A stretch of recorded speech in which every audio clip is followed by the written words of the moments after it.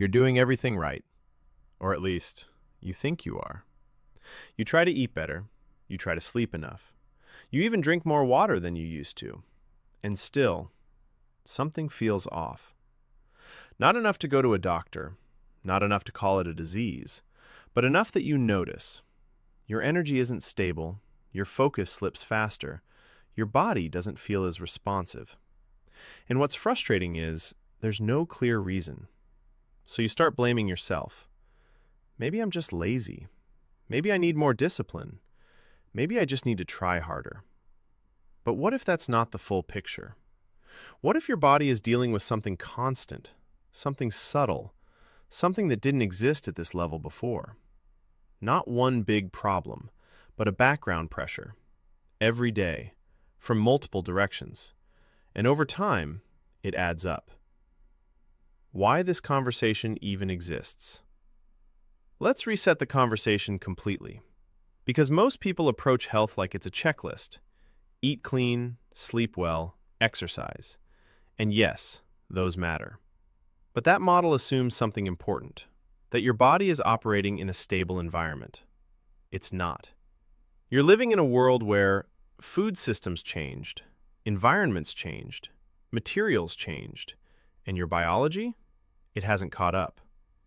That gap is where confusion starts. What people mean by chemical exposure. Let's get precise. When people say toxins, it sounds dramatic.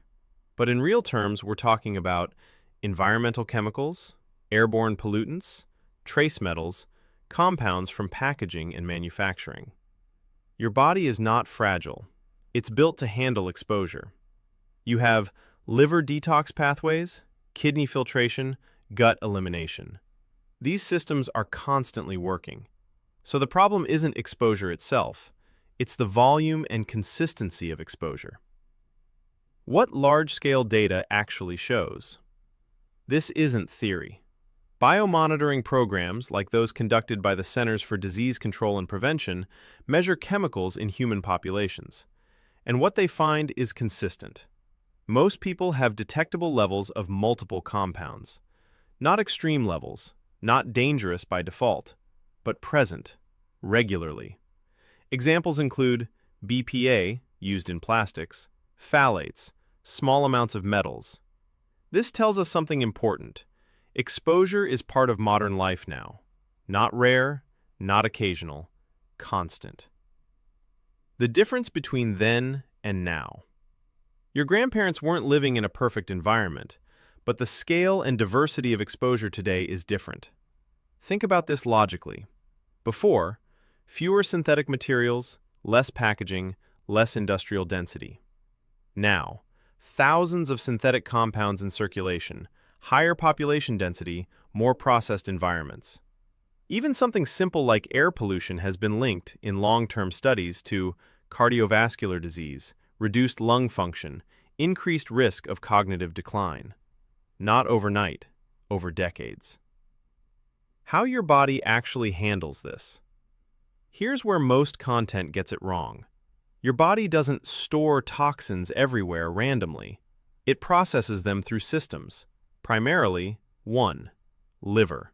Your liver uses enzyme systems, like cytochrome P450 pathways, to transform compounds, make them easier to eliminate. 2. Kidneys. Filter blood and remove waste through urine. 3. Gut. Eliminates compounds via bile and stool. Now here's the key. These systems depend on resources. They need nutrients, energy, proper function. If those are compromised, efficiency drops. Not failure, just slower process. The concept that explains everything. There's a term most people have never heard of. Allostatic load. This is critical. It means the total burden your body carries from stress, environment, lifestyle. Individually, each stressor is manageable, but combined, they accumulate. This is why someone can sleep okay, eat okay, and still feel drained, mentally, foggy, slightly off. Because the system isn't overwhelmed by one thing, it's handling many things at once. Heavy metals, without the internet fear. Let's talk about heavy metals properly. You've heard the names: lead, mercury, cadmium. At high levels, clearly harmful. At low levels, the effects are subtle and depend on duration. Research shows that long-term, low-level exposure may influence neurological function, development, metabolic processes. But here's what matters. This is about accumulation over time, not sudden poisoning. Microplastics, reality versus hype. Now a newer topic, microplastics. Tiny particles that come from packaging, synthetic materials, degraded plastics. They've been detected in blood, lungs, placenta. But here's the honest truth. We don't fully understand long-term human impact yet. This is where most creators go wrong. They jump from "we found it" to "it's destroying you." That's not how science works. The correct position is it's present and being studied. Why you feel this even if you can't see it. Now, let's connect back to experience. Because this is where people get confused. You don't feel chemical exposure directly. You feel reduced energy, slower recovery, mental fatigue. Why? Because your body is allocating resources. If more energy is going toward processing, regulation, repair, then less is available for performance, focus, recovery. It's not dramatic, it's subtle. The gut factor, deeper, not repeated. Your gut is more than digestion. It's a barrier, a regulator, a communication system with your immune system. If gut function is compromised, absorption changes, immune signaling changes, inflammation can increase. Now, combine that with environmental exposure, the system becomes less efficient overall. Not broken, just strained. Why modern life amplifies this? This is where everything connects. Modern life includes higher processed food intake, lower nutrient density, more environmental exposure, higher psychological stress. Each one is manageable alone. Together, they stack. This is why people feel like, I'm doing everything right, but it's not working, because they're addressing one layer, not the whole system. The biggest mistake people make. When people hear this, they go extreme. They try to detox, aggressively cut out everything, follow restrictive protocols. That backfires, because your body already detoxifies. The goal is not to override it. The goal is to support it consistently. What actually works, real, not trendy. Let's simplify this. No extremes, no hype. 1. Sleep. This is foundational. Sleep supports metabolic regulation, cellular repair, brain detox processes. Without it, everything else weakens. 2. Nutrient-dense food. Not perfect diets, just consistent intake of whole foods, because your body needs vitamins, minerals, cofactors to run its systems. 3. Fiber and gut support.